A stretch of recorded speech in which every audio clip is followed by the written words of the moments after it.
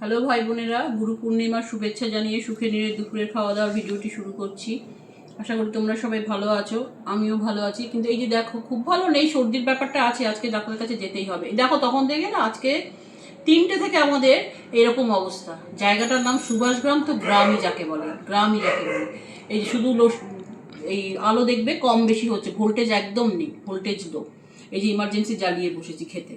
তো যাই হোক ভাই বোনেরা, তো আজকে কি রান্না হয়েছে দেখে নাও। আজকে অনেক বাড়িতে নিরামিষ হবে, সেই হিসাবে না আমরা ঠিক করেছি এবার থেকে সপ্তাহে 2 দিন একটু লুচি রুটি এসব খাবো, ভাত খাবো না। এই যে বাঁধাকপি, ফুলকপির তরকারি, শশা, দই,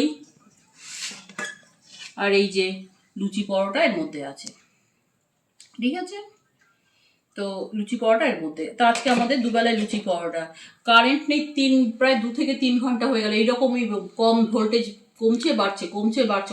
ইভেন আমার পাশে, আমার 2টো প্লটের পরেই আছে হরিনাবি, যেটা তো আমার শ্বশুর, মানে আমার যেখানে তোমরা জমিটা দেখেছো ফাঁকা জমিটা পড়ে আছে, ওই প্লটটাতে আছে। অথচ আমাদের এখানে 2-3টে বাড়ির প্লট পরেই আছে।